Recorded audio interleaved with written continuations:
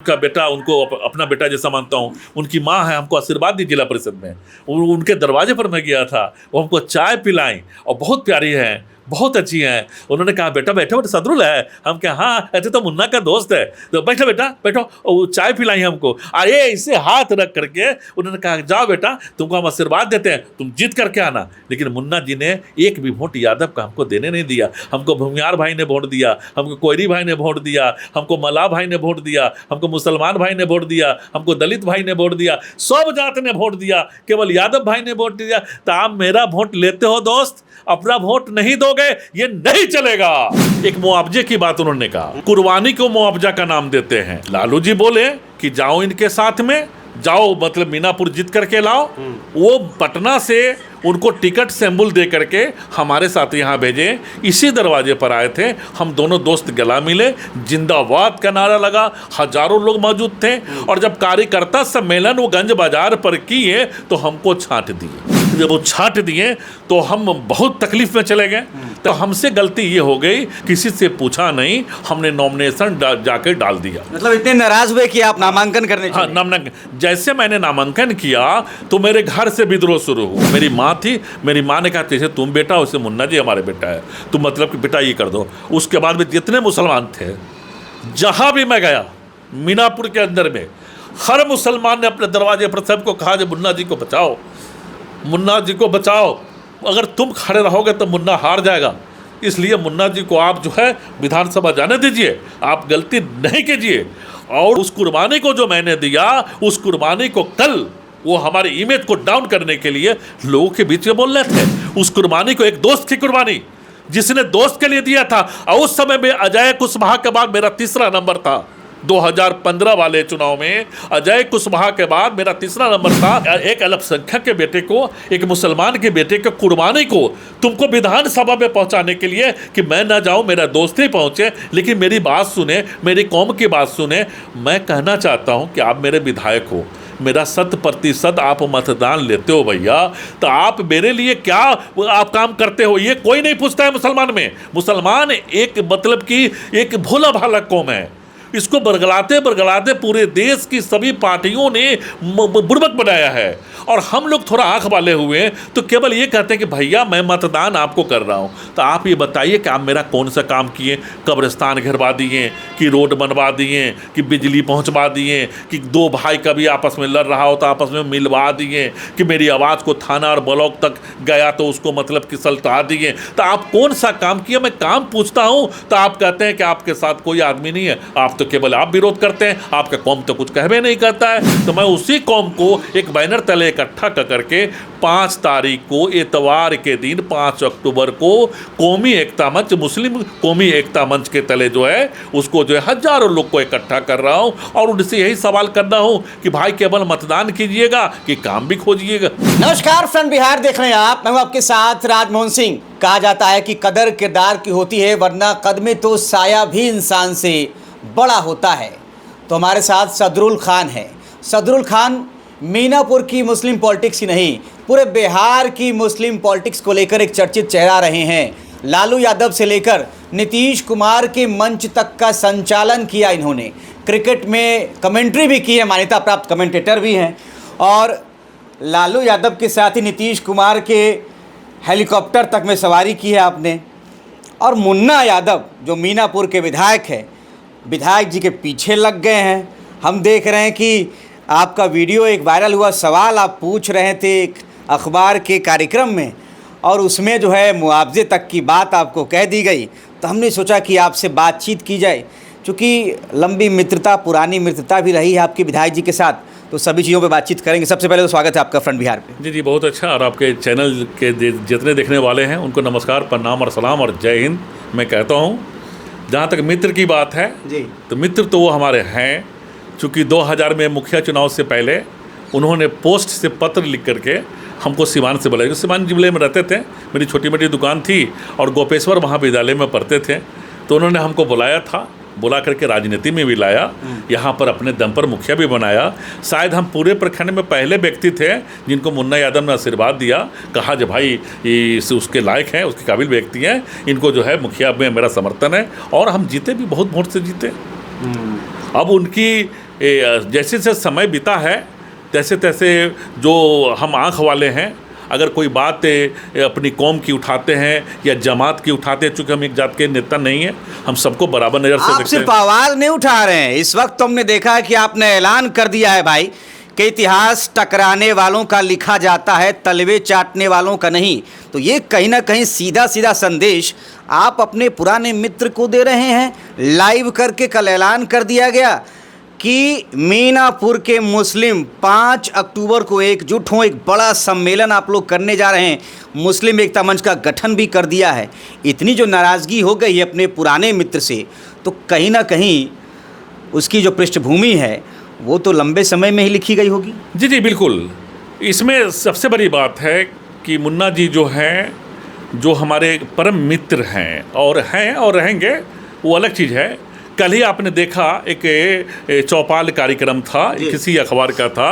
चौपाल कार्यक्रम में मीनापुर के सभी गणमान्य लोग आए हुए थे। मैं गया, जब वो जीत के आए थे तो वो अपने दरवाजे पर मेरे सामने, और मेरे एक मित्र थे उनके सामने, उन्होंने कहा कि मेरा सबसे पहला लक्ष्य होगा सदरुल खान जी कि मैं ब्लॉक से और थाने से भ्रष्टाचार को मिटा दूंगा। हमें बड़ी खुशी हुई कि मेरा मित्र एक सही दिशा में जा रहा है और सही वादा कर रहा है। तो मैंने कहा कि विधायक जी आप ये बताएं कि ब्लॉक से और थाने से आपने भ्रष्टाचार को मिटा दिया, और हम जो 18% वाले अल्पसंख्यक समुदाय हैं उनके लिए कौन कौन काम किए, ज़रा ये भी बताएं ताकि लोगों को तसल्ली हो जाए कि भाई हमने जो मतदान किया, जो 100% मतदान है, उस मतदान का आपने क्या मतलब कि दिया। तो उन्होंने हमको जो कहा वो आपने सुना। चूंकि 2015 में 2000 आपसे कहा गया कि सिर्फ आप ही एक हैं सदरुल भाई जो हमारे खिलाफ है, बाकी सब हमारे साथ। तो एक तरह से ये हुआ कि जैसे उन्होंने ये हमको ही नहीं कहा, पूरे देश के सभी मुस्लिम भाई को कहा कि आप जब तक अकेले रहोगे तुम्हारा कोई नहीं सुनेगा, एकजुटता होगी तो सब सुनने लगेंगे। तो उन्होंने एक कटाक्ष हम पर ही नहीं किया, पूरे देश के मुसलमानों पर किया, और इसका रिएक्शन आप देख रहे हैं कि आप सोशल मीडिया में देख लीजिए किस तरह से रिएक्शन में आपने भी तो कह दिया है ना कि इतिहास टकराने वालों का लिखा जाता है। मतलब अब आप टकराने के लिए तैयार हैं। बिल्कुल, और हक के लिए मैं उनसे हक मांगता हूँ। हमारे लोगों का वोट लेते हैं। हमारा ये बेटा जावेद पठान है और हमारी पत्नी साहिबा हैं, हमारी माँ उस समय जिंदा थी। 2015 में एक मुआवजे की बात उन्होंने कहा, तो मैं मीनापुर के रहने वाले, हमारे लाखों चाहने वाले हैं, प्यार हमसे भी करने वाले हैं, और प्रदेश के रहने वाले, उनसे कहना चाहता हूँ कि कुर्बानी को मुआवजा का नाम देते हैं। कैसी कुर्बानी थी? लालू जी बोले कि जाओ इनके साथ में, जाओ मतलब मीनापुर जीत करके लाओ। वो पटना से उनको टिकट सैंबुल दे करके हमारे साथ यहाँ भेजे। इसी दरवाजे पर आए थे, हम दोनों दोस्त गला मिले, जिंदाबाद का नारा लगा, हजारों लोग मौजूद थे। और जब कार्यकर्ता सम्मेलन वो गंज बाजार पर किए तो हमको छांट दिए। अच्छा, मैं धोखेबाज नहीं, मैं वफादार हूँ। जिस पार्टी के साथ भी रहा है वो दिल से रहा हूँ और दिल और जान से मदद किया हूँ। जब वो छांट दिए तो हम बहुत तकलीफ में चले गए। तकलीफ में चले गए तो हमसे गलती ये हो गई कि मैं अपने बिरादरी का कोई मीटिंग नहीं कहा, किसी से पूछा नहीं, हमने नॉमिनेशन जाके डाल दिया। मतलब इतने नाराज हुए कि आप नामांकन करने हाँ, जैसे मैंने नामांकन किया तो मेरे घर से विद्रोह शुरू हुआ। मेरी पत्नी साहिबा ने कहा कि नहीं आपका दोस्त है, अगर उसने गलती किया है तो आप नहीं कीजिए, आपको ये करेंगे तो वो हार जाएंगे, चूंकि आपको भी लोकप्रियता कम नहीं है। मेरी माँ थी, मेरी माँ ने कहा जैसे तुम बेटा वैसे मुन्ना जी हमारे बेटा है, तुम मतलब कि बेटा ये कर दो। उसके बाद में जितने मुसलमान थे, जहाँ भी मैं गया मीनापुर के अंदर में, हर मुसलमान ने अपने दरवाजे पर सबको कहा कि मुन्ना जी को बचाओ, मुन्ना जी को बचाओ, अगर तुम खड़े रहोगे तो मुन्ना हार जाएगा, इसलिए मुन्ना जी को आप जो है विधानसभा जाने दीजिए, आप गलती नहीं कीजिए। और उस कुर्बानी को जो मैंने दिया, उस कुर्बानी को कल वो हमारे इमेज को डाउन करने के लिए लोगों के बीच में बोल रहे थे। उस कुर्बानी को एक दोस्त की कुर्बानी, जिसने दोस्त के लिए दिया था, और उस समय में अजय कुशवाहा के बाद मेरा तीसरा नंबर था। 2015 वाले चुनाव में अजय कुशवाहा के बाद मेरा तीसरा नंबर था। घर सो करके लोग 6000 वोट उसमें खान हर्ट हो गए, कहीं ना कहीं भावुक आप हो रहे हैं। हट हो गए हैं आप, बिल्कुल, है ना, दुख पीड़ा और वो आदमी इतने, जो मुआवजे वाली बात कही गई उसका दुख। बिल्कुल। और मेरा एक अल्पसंख्यक के बेटे को, एक मुसलमान के बेटे के कुर्बानी को तुमको विधानसभा में पहुंचाने के लिए कि मैं ना जाऊं, मेरा दोस्त ही पहुंचे, लेकिन मेरी बात सुने, मेरी कौम की बात सुने। मैं कहना चाहता हूं कि आप मेरे विधायक हो, मेरा 100% आप मतदान लेते हो भैया, तो आप मेरे लिए क्या आप काम करते हो ये कोई नहीं पूछता है मुसलमान में। मुसलमान एक मतलब कि एक भोला भाला कौम है, इसको बरगलाते बरगलाते पूरे देश की सभी पार्टियों ने बुड़बक बनाया है, और हम लोग थोड़ा आंख वाले हुए तो केवल ये कहते हैं कि भैया मैं मतदान आपको कर रहा हूँ, तो आप ये बताइए कि आप मेरा कौन सा काम किए, कब्रिस्तान घिरवा दिए, कि रोड बनवा दिए, कि बिजली पहुँचवा दिए, कि दो भाई कभी आपस में लड़ रहा हो तो आपस में मिलवा दिए, कि मेरी आवाज़ को थाना और ब्लॉक तक गया तो उसको मतलब कि सलटा दिए। तो आप कौन सा काम किया, मैं काम पूछता हूँ तो आप कहते हैं कि आपके साथ कोई आदमी नहीं है, आप तो केवल आप विरोध करते हैं, आपका कौम तो कुछ कहवे नहीं करता है। तो मैं उसी कौम को एक बैनर तले इकट्ठा करके 5 तारीख को इतवार के दिन 5 अक्टूबर को कौमी एकता मंच, मुस्लिम कौमी एकता मंच के तले जो है उसको जो है हजारों लोग को इकट्ठा कर रहा हूं, और उनसे यही सवाल कर रहा हूं कि भाई केवल मतदान कीजिएगा कि काम भी खोजिएगा। उनसे यही प्रॉब्लम है।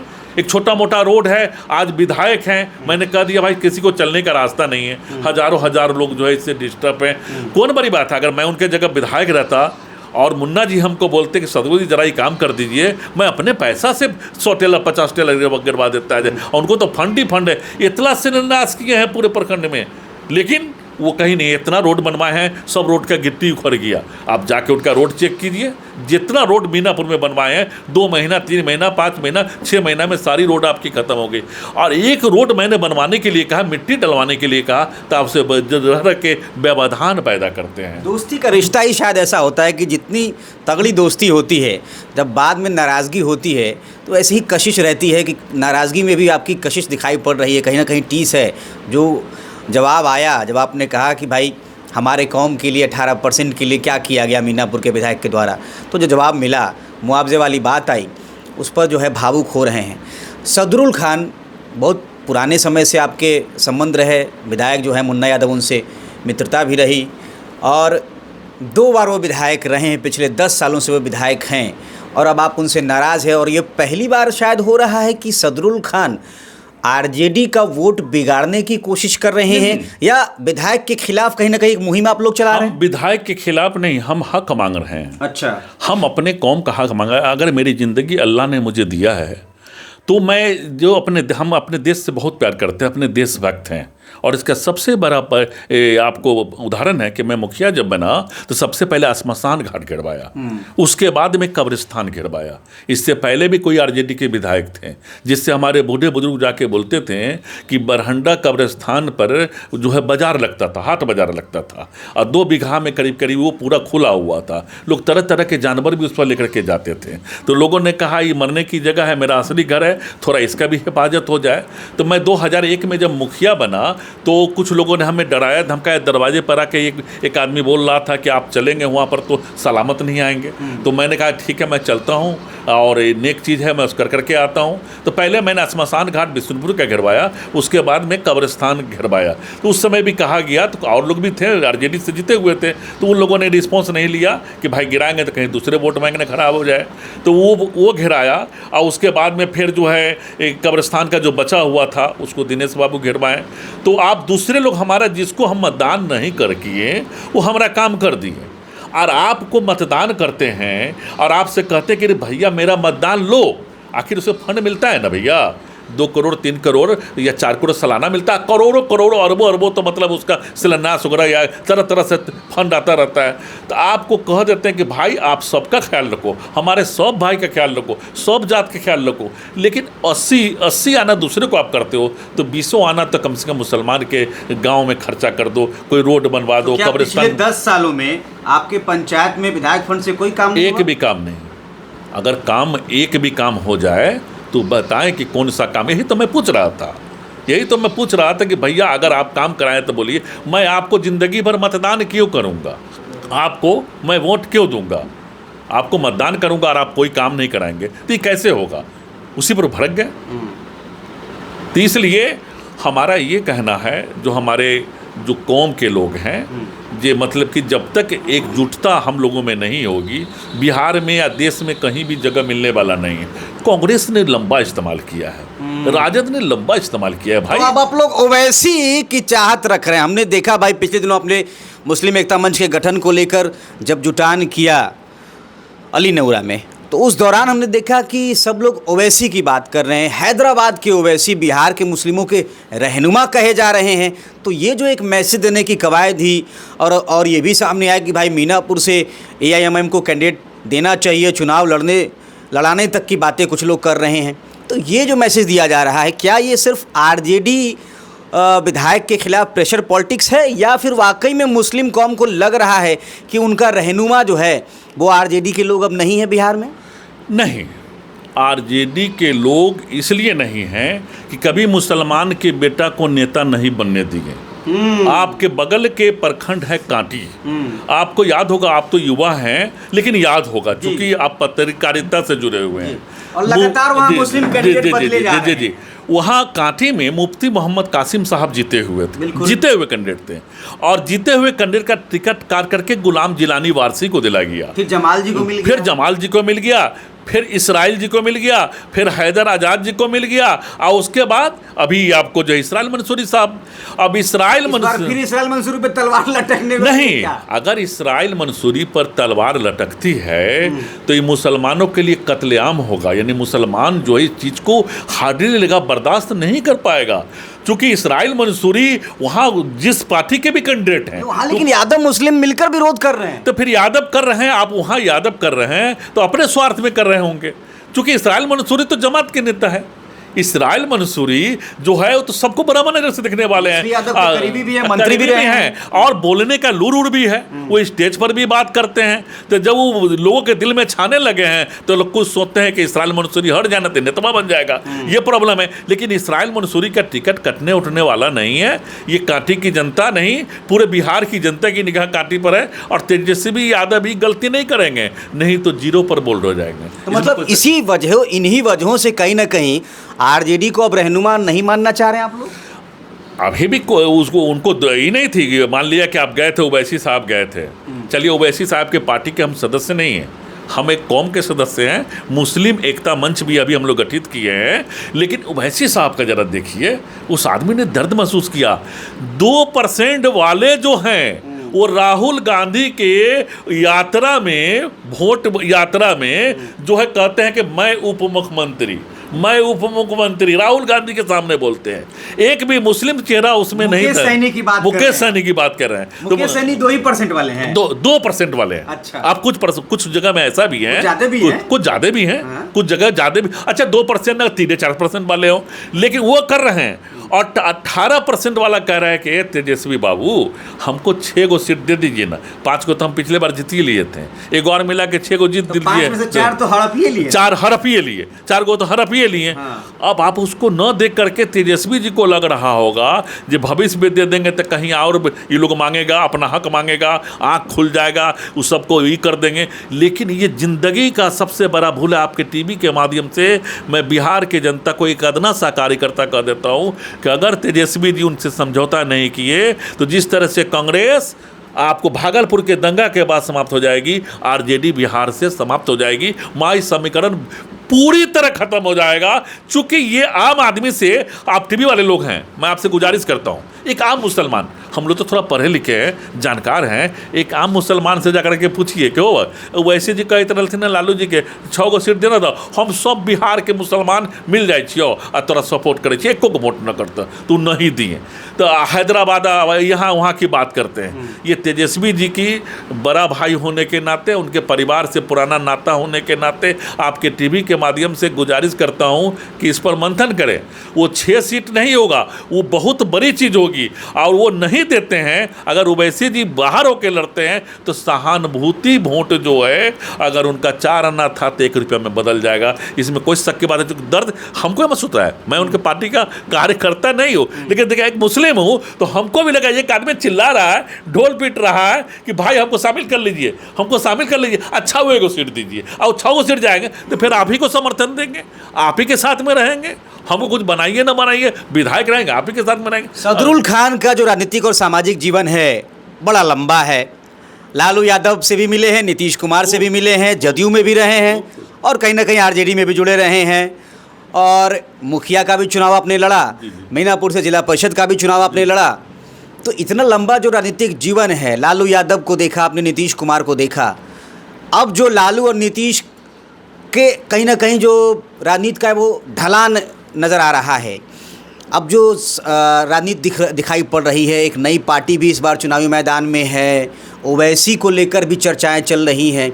बिहार की राजनीति किस तरफ जाती हुई दिखाई पड़ रही है, और उसमें मुस्लिम पॉलिटिक्स जो है, क्या वो नई करवट लेती हुई नज़र आ रही है? इससे पहले कि मैं आपके इस बात का जवाब दूं, एक चीज़ मैं भूल गया। 2010 में मैं अपने मित्र मुन्ना यादव के साथ उनकी टिकट के लिए यहाँ के गिने चुने जो मुस्लिम लोग थे, जैसे मैं मुखिया था, उस्मान गनी साहब जिला पार्षद के पति थे, भोनू जी मुखिया थे, 4-5 लोग हम लोग मुसलमान में मिल करके गए। तो लालू जी को हमने कहा कि देखिए हिंद केसरी जी वरिष्ठ नेता हैं, और हिंद केसरी जी आप जो है लोकसभा में भेज दीजिए, वहाँ आपका नाम बुलंद करेंगे। तो लालू जी हमको बोले कि संसद में ठप करा देंगे।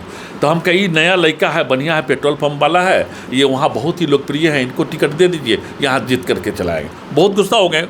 गुस्सा उसके बाद हमसे बोले कि तुम बोलो कि वहाँ मुसलमान की आबादी कितनी है मीनापुर के अंदर में। तो मैंने कहा 26,000, 10 की बात कर रहा हूँ, 26,000। वहाँ पर कई लोग गवाए इस बात के लिए, और ये तुरंत खड़े होकर के प्रतिकार करने लगे 6,000।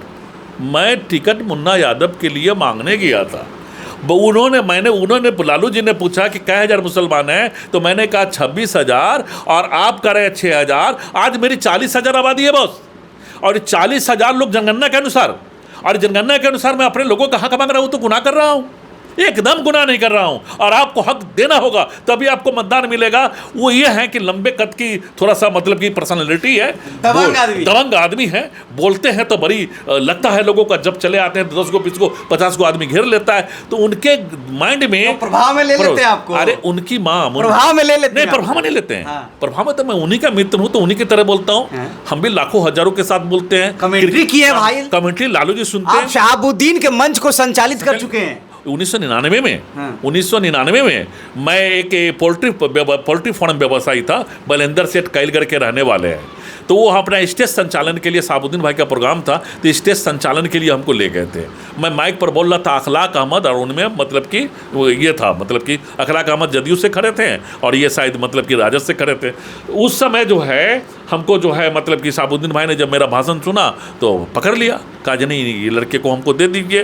तो 1999 में जितना भी था, मैं उनका स्टेज को पूरा संभाला, और स्टेज को संभालने के बाद उनकी जीत भी हुई। लालू नीतीश जी के हेलीकॉप्टर वाली क्या कहानी है? उस सब जैसे ही आवाज़ उनको सुनाई देता है। नीतीश कुमार जी कई बार प्रयोग किए अपने स्टेज पर, गंज बाजार पर भी प्रयोग किए, जमुई में भी प्रयोग किए, कई जगह पर गए। और लालू जी का तो मैं फेवरेट, लालू जी ने जो मुझे सम्मान दिया, जो प्यार दिया, राबड़ी देवी ने कहा कि मेरा उत्तरी बिहार का नंबर 1 मुखिया, अपने घर पर माइक लगा हुआ है, और ये माइक से मैं आवाज़ देता था कि हेलो, मैं आपका मुखिया सदरुल खान, पंचायत में हमारी सरकारी योजना से इतना लाख रुपया आया है, आप बताएं कि मैं कौन काम करूं। इंदिरा आवास हमारे पास में 30 को आया है, 30 को इंदिरा आवास हमको गरीबों को देना है। आप बैठकर फैसला कर लीजिए कि मैं कहां कैसे मुखिया जी के छत के ऊपर लाउड स्पीकर लगा रहा है, वहां पर मुखिया जी अनाउंस कर रहे हैं कि जनता जनार्दन बताइए हम कौन सा काम करें, इतना पैसा हमारे पास आया है सरकार की तरफ से।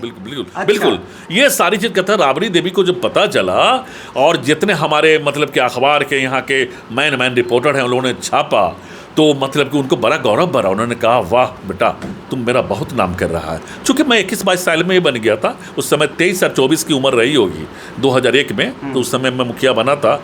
इस समय थोड़ा तो गैस उससे जल गया, तो चेहरा में कुछ परिवर्तन आया है, गैस से जल के ही बच गया। सिलेंडर विस्फोट हुआ था, उससे ही बच गया। ये सारी चीज़, और मैं जहाँ जाता था मुन्ना यादव जिंदाबाद, मुन्ना यादव जिंदाबाद, मुन्ना जिंदाबाद। लेकिन वो आदमी न यादव के बेटा के हैं नेता, न मुसलमान के बेटा के नेता हैं। उनके सामने अगर आप अच्छा गाना गा दिए, अच्छा भाषण कर दिए, तो नज़र पर चढ़ा लेंगे, कहेंगे कल होके कहीं हमारा ही जगह न ले ले। ए भाई, मैं मुसलमान का बेटा हूँ, हमको नहीं चाहिए विधायक का पद। हमको तुम्ही को विधायक का पद दिलाना था। तुम मेरे मुसलमान भाई का जो वोट लेते हो उसका काम तो करो। अब काम न किया हो तो परिणाम तो भुगतो। चूंकि तुम किसी का इज्जत नहीं करते हो। आज तक सदरुल खान बताइए, एक आरजेडी का कोई कार्यकर्ता नहीं बन सका। मतलब आरजेडी पार्टी जिसमें मैं रहा, क्या प्रदेश के लोग को नहीं मालूम है? आपने पिछले दिनों एक पोस्ट भी किया था कि भाई कोई प्रखंड अध्यक्ष नहीं बना। प्रखंड अध्यक्ष मीनापुर में कोई नहीं बना, कोई और नहीं बना, कोई जिले में नहीं बना, कोई प्रदेश में नहीं बना। तो आप किसी को बनाते नहीं है। मुस्लिमों की कहीं ना कहीं जो है भागीदारी नहीं हुई आरजेडी में भी नहीं। 18% सत्ता में भागीदारी नहीं। तो ये सारे सवाल जो है आपको 2025 में ही क्यों याद आए? पहले काहे नहीं सब बात बोले? बहुत पहले से उनका विरोध कर रहा हूँ। अच्छा। बहुत पहले से समझा रहा हूँ। इस बार भी बैठ के समझाया। मेरा बेटा है जावेद पठान, उसने भी कहा, अंकल जिस समय पापा बगावत पर थे तो उस समय भी मैंने आपको मतदान किया, और मतदान किया और पापा ने रोका नहीं।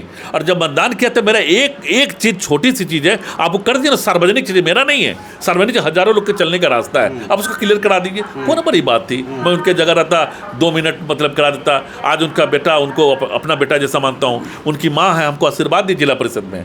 उनके दरवाजे पर मैं गया था, वो हमको चाय पिलाई और बहुत प्यारी है, बहुत अच्छी हैं। उन्होंने कहा, बेटा बैठो, बेटा सदरुल है। हम क्या, हाँ ऐसे तो मुन्ना का दोस्त है, तो बैठो बेटा बैठो। वो चाय पिलाई हमको, अरे ऐसे हाथ रख करके उन्होंने कहा, जाओ बेटा तुमको हम आशीर्वाद देते हैं, तुम जीत करके आना। लेकिन मुन्ना जी ने एक भी वोट यादव का हमको देने नहीं दिया। हमको भूमियार भाई ने वोट दिया, हमको कोयरी भाई ने वोट दिया, हमको मल्लाह भाई ने वोट दिया, हमको मुसलमान भाई ने वोट दिया, हमको दलित भाई ने वोट दिया, सब जात ने वोट दिया, केवल यादव भाई ने वोट दिया। तो आप मेरा वोट लेते हो दोस्त, अपना वोट नहीं दोगे, ये नहीं चलेगा, ये नहीं चलेगा।